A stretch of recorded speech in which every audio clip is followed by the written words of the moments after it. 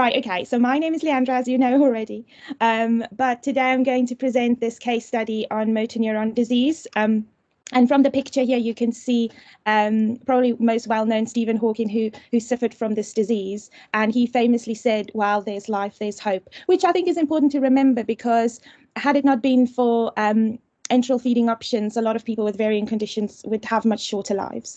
So just going into what MND is, just a brief overview. It's a group of neurodegenerative disorders and affects the nerves in the brain and spine, and then it just progressively loses function. So it's affecting that motor system, controlling muscles and movement, and over time leads to the loss of function and the wasting of muscles. It is rare, but it's serious, and it's unfortunately incurable.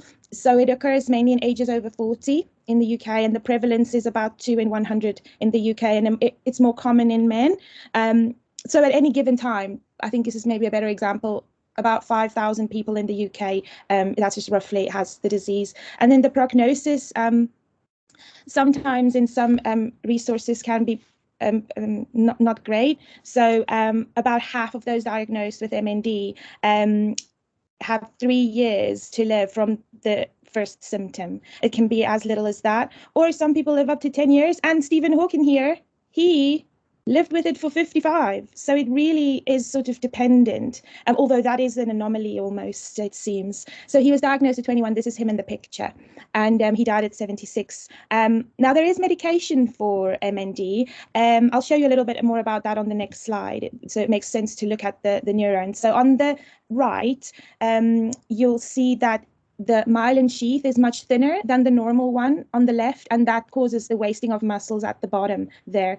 And the medication that was on the previous slide, called riluzole, it will work in the way that when chemical messengers go through, it goes from one neuron to the next, and when it gets to the synapse, it needs a chemical messenger. Now in MND, this is known as glutamate, and it can build up, and that's quite toxic. So this medication actually just suppresses that glutamate activity. Now, it's marginally slowing the disease. It's not a cure, unfortunately.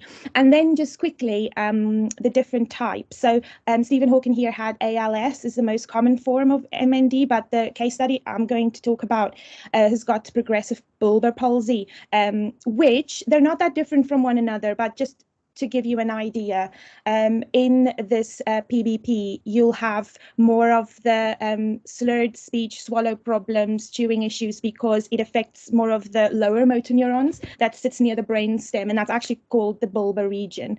Now, later on in the disease, it does then mimic ALS, which is more upper and lower neurons, and usually in ALS, it firstly presents in the hands and the arms, which later on happens, unfortunately. In the case of this case study as well, he has lost the function of his arms and hands as the disease goes on.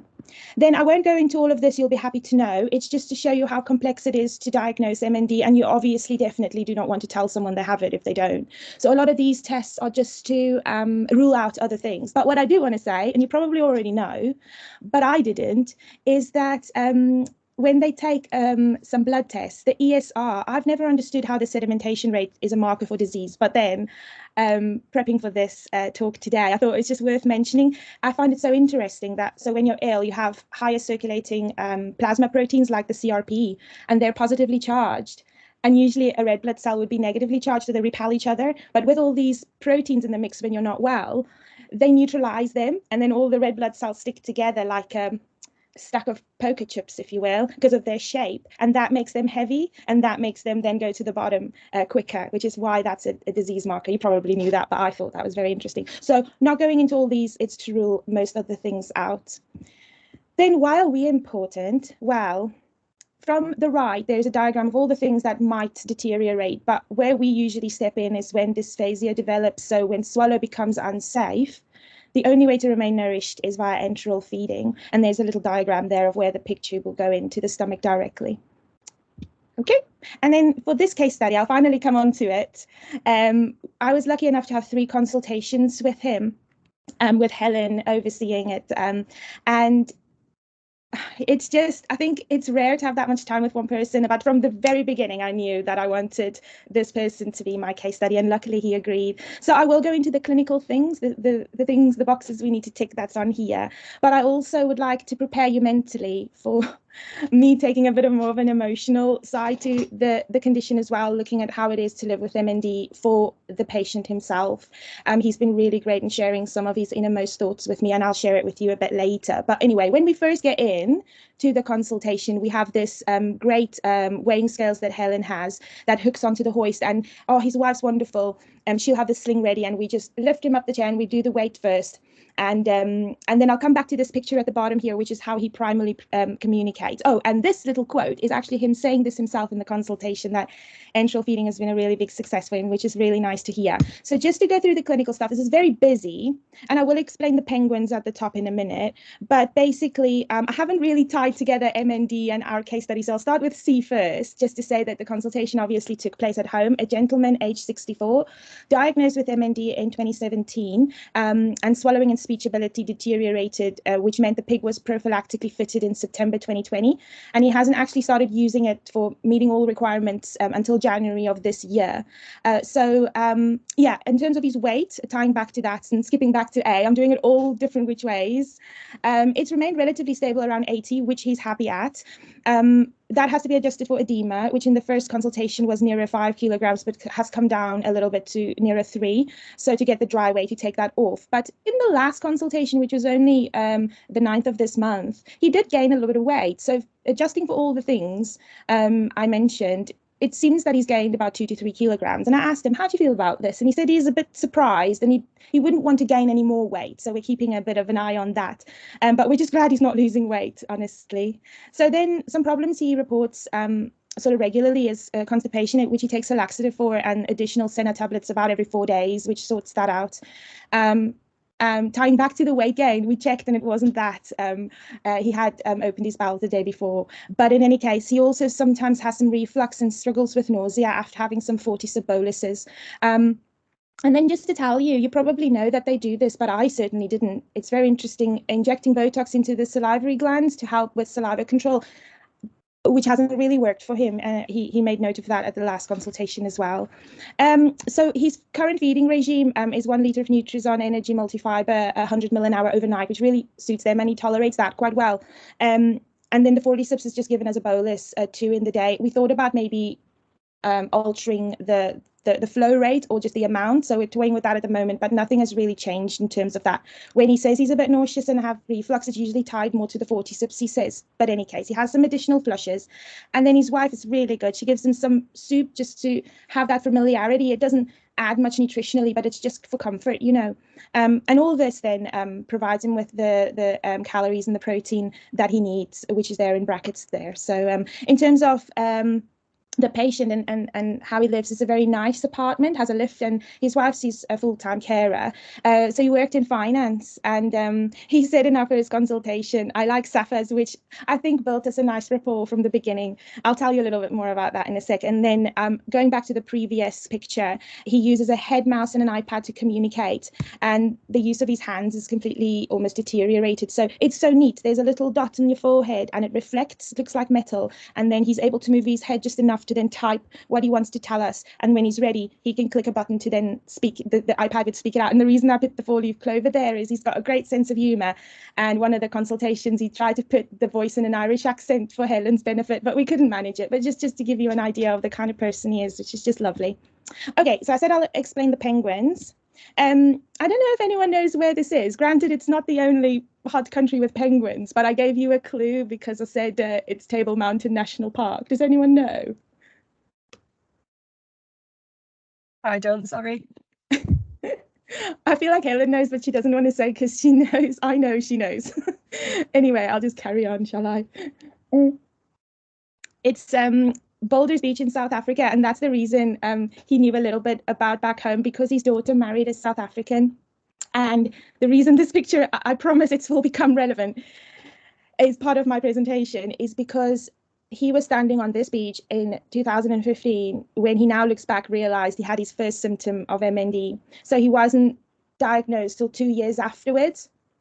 And I was reading, oh God, I knew I was going to get teary. I'll try and keep it in. I was reading about his disease progression in his clinical notes, and it's just sad to see how little by little the disease is taken from him. So just from falling when he first started walking with a frame, it just catching on the door, leaving the bathroom and falling on his face, and then, having to call Amy because his wife's tiny, she wouldn't be able to pick him up, and just that injury that he had to his forehead, just reading, little by little losing muscle function is just awful.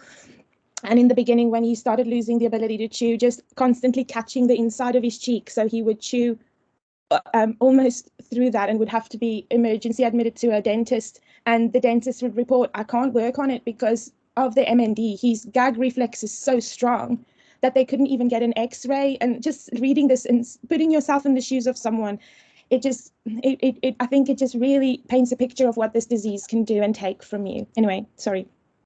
What's also funny about this picture, I will move on from it after this, is there were two whippersnapper young doctors seeing him the other day, and he thought it funny to say on his iPad, I blame the penguins, which we were laughing about that last time. I think they just thought, oh, he must be confused or something like this. But the reason I bring that up in the presentation is because it is actually easy, or it can be,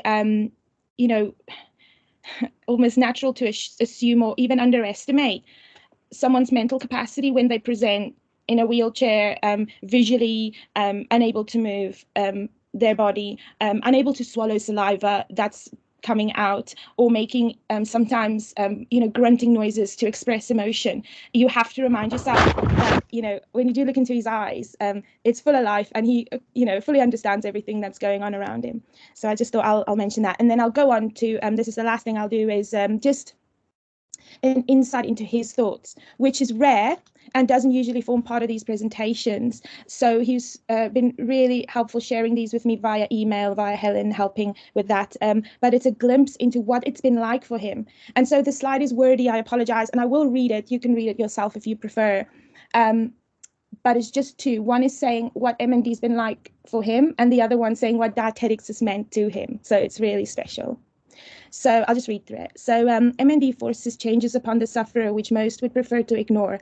I know that in the early days following my diagnosis, the last thing I wanted to look at was the typical future symptoms, of MND. My experience, however, is that the most successful journey through MND is by anticipating and planning for these degenerative changes. To do this, you need a best guess as when the changes is likely to happen.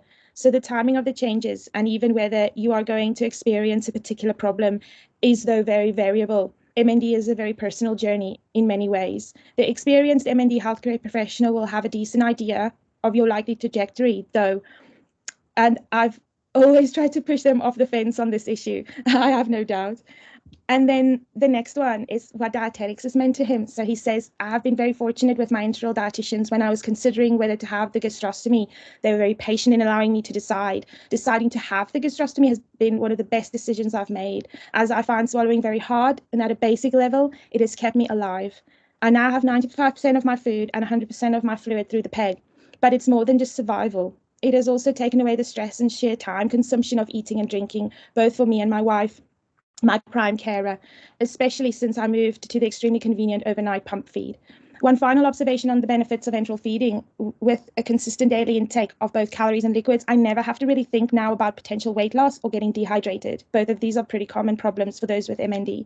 So overall, I'm a big fan of my gastrostomy and my enteral dietitians. How lovely. And this is, I keep saying this is the final thing. This is really the final thing. I had to just say what I learned from the experience, and really the first point. It's such a crucial life lesson. Just pace, patience, and pause, and that silences are okay. You need to give the patient time to type up his answers, listen to that, and have time to respond as well. So that's a really good life lesson. In terms of requirements, meeting it, it's such a validating factor when you see weight remaining relatively stable, or at least not losing any weight. And then in terms of new conditions, medications, and giving advice, all these were new to me. I didn't know much about MND in the beginning. I didn't know much about the medications, but sometimes I surprise myself in the second consultation. Helen's really good at giving me space to just think, what would you do? And I remember when he said about the reflux, I said something that sounds a lot like lansoprazole, but I don't think that's quite what came out of my mouth. But it gave me that opportunity to think, almost like a freestanding dietitian, which I'm really appreciative of. And in terms of his feedback, it's pretty much saying the same as what I said in my first point. Is so with help from his wife, he filled in one of these care measures, which I thought is really helpful because I've spent so much time with them.